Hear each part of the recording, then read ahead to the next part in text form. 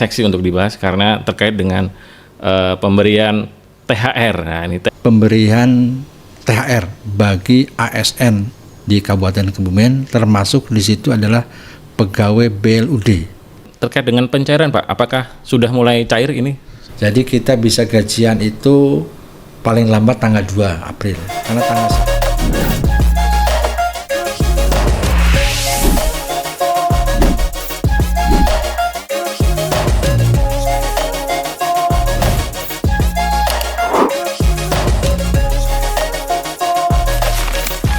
Assalamualaikum warahmatullahi wabarakatuh. Apa kabar pemirsa? Senang sekali saya Dedi Prayogi bisa menjumpai Anda dalam acara podcast Pak D Berbicara atau Pengelolaan Keuangan dan Pendapatan Daerah Berbicara.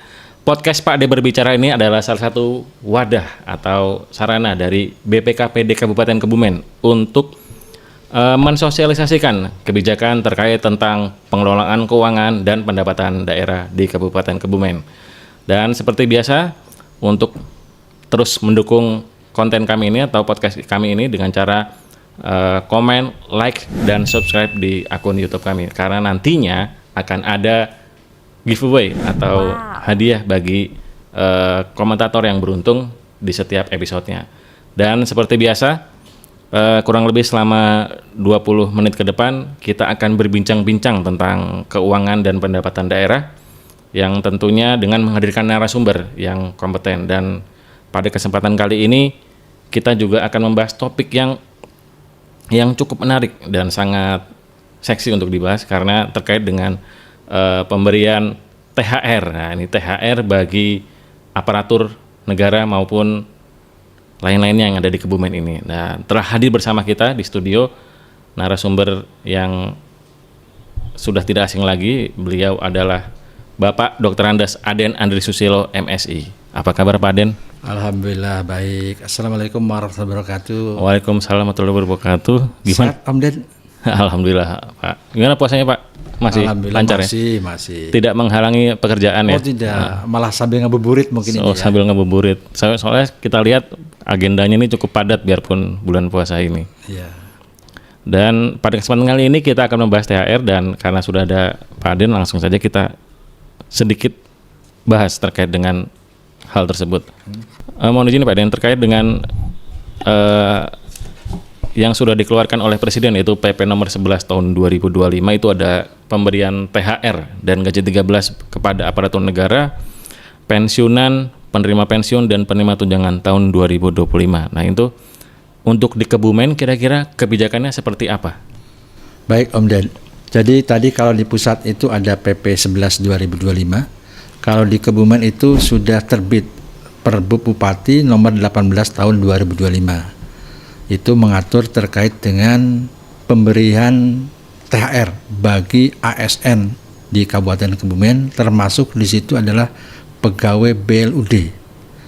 Jadi regulasi tersebut mengamanatkan bahwa seluruh ASN di Kabupaten Kebumen mendapat gaji ke-14.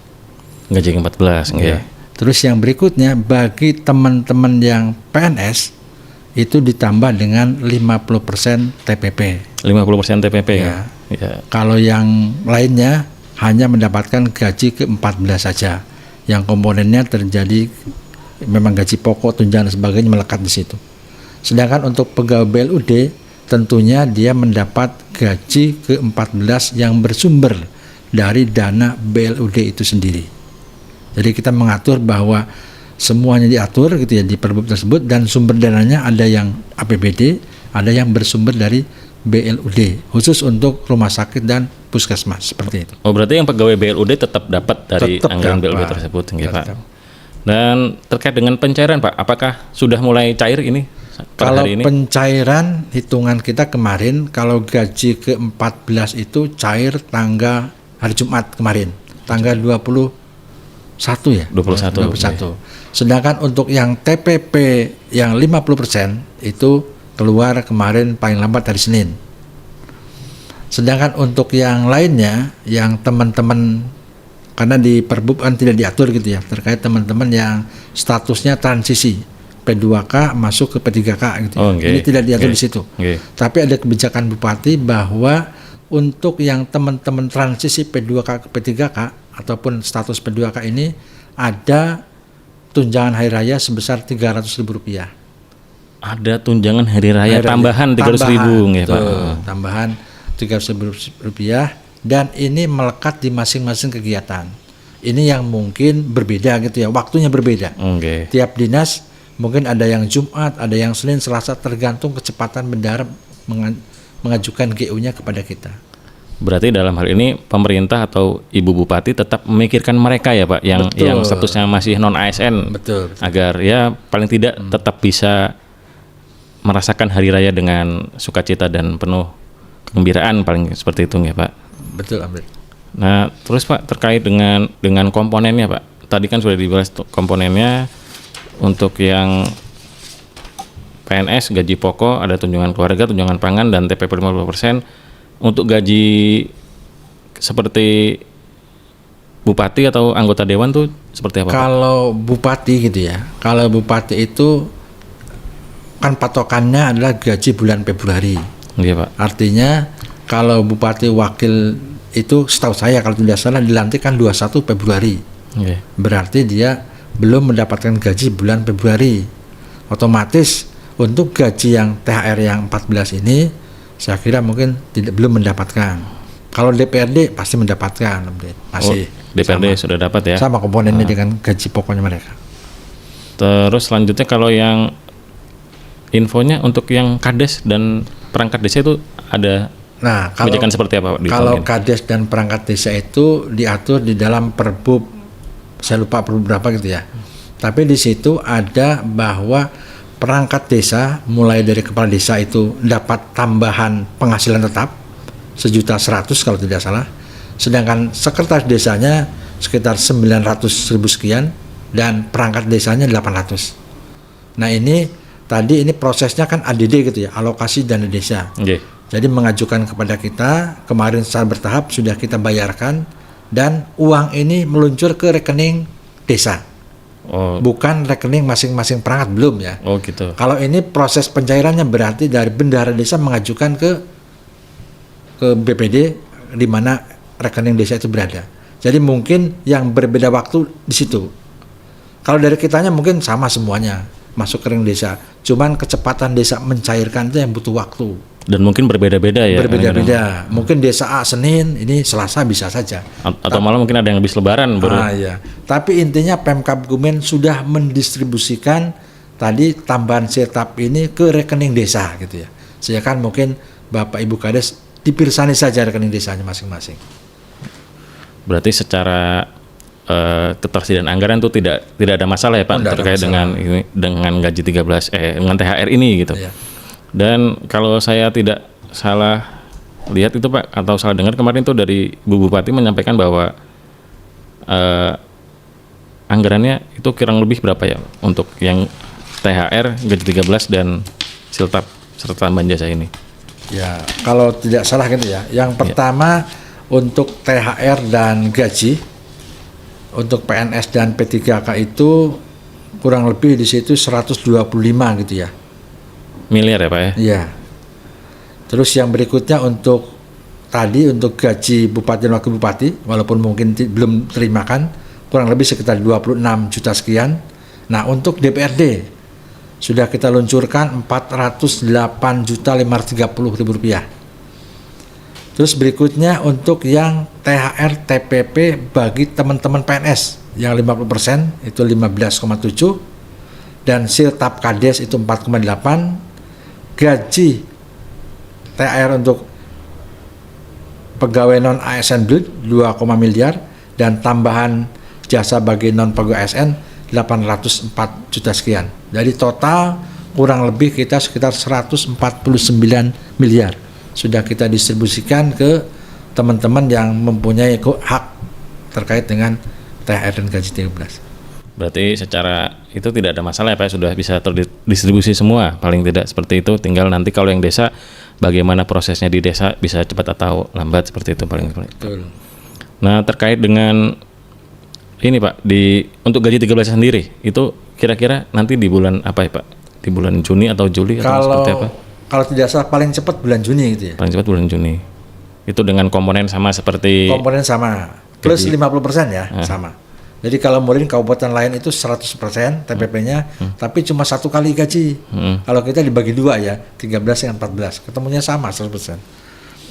Ya, karena mungkin kalau saya tidak salah itu terkait dengan yang TPP itu tergantung kemampuan keuangan daerah juga. Mungkin berbeda-beda juga karena di PP-nya seperti itu nggak Pak? Nah, terkait dengan ini Pak, harapan Bapak terkait dengan adanya pencairan THR ini, itu harapannya Bapak ke ASN ataupun ke masyarakat seperti apa Pak dalam menyongsong hari raya ini? Jadi yang pertama ini seiring dengan kebijakan Bupati gitu ya. Kalau Bupati itu sudah mengeluarkan SE bela beli produk Kebumen. Oke. Jadi setidak-tidaknya sekali lagi bagi teman-teman yang baik ASN ataupun tadi yang teman P2K, setidak-tidaknya ada kebijakan ini bisa sejalan gitu ya, sejalan dengan uang yang diberikan kepada teman-teman semuanya. Jadi sisi lain tadi untuk memenuhi kebutuhan selama hari raya kurang lebih ya, tapi sisi lain juga bagaimana pertumbuhan ekonomi di Kebumen itu berputar gitu ya. Jadi kemarin kalau Omded TPP-nya sekian kan setidaknya disisihkan lah untuk bela beli produk yang 100.000 apa ya kalau tidak salah. Iya, gitu ya. Berarti ikut meramaikan UMKM di Kebumen biar tambah hidup nggak Pak? Biar akhirnya nanti perekonomiannya berputar, terus harapannya mungkin bisa mengurangi angka kemiskinan mungkin gitu ya Pak. Harapannya seperti dalam itu. jangka panjang mungkin tadi. Jangka panjang kita ya semoga kita tidak menjadi juara umum gitu ya. Ya setidaknya runner up lah minimal kan gitu ya, nggak juara umum terus kan gitu ya. Nah mungkin satu lagi nih Pak, terkait dengan ini banyak orang juga bertanya-tanya Pak, karena kita ada libur lebaran yang cukup lama, ini dari tanggal 28 Maret sampai dengan kita masuk lagi 8 April. Nah untuk gaji di bulan April Pak, itu kira-kira tanggal 1 apa tanggal 8 itu Pak?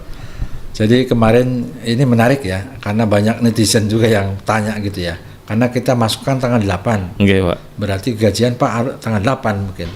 Tapi kalau kita kemarin koordinasi dengan Bank Jateng dengan sistemnya yang hour sistemnya begitu. Jadi kita bisa gajian itu paling lambat tanggal 2 April. Karena tanggal 1 kan merah gitu ya. Jadi bagi teman-teman semuanya, jadi kita gajian tetap tepat waktu. Kalau tidak tanggal 1, tanggal 2. Tidak tanggal 8 gitu ya. Dipastikan bahwa gajinya tetap di awal waktu. Cuman tanggal 1 merah, kemungkinan besar itu tanggal 2. Oh berarti tanggal 2 April. Seperti sekarang gitu ya, nggak ada masalah gitu ya. Berarti kekhawatirannya bisa diredam ya Pak? Ntar takutnya para pegawai udah ngabisin duit di tanggal 1, nggak taunya gajinya tanggal 8 dan itu ada kekhawatiran beberapa orang seperti itu gitu. Ya, kita sudah siapkan gitu ya. Karena kan gaji kita itu kan sebagian besar itu kan dari dana alokasi umum. Biasanya DAU itu tersalurkan kurang lebih tanggal 27. 27 kan terakhir Kamis.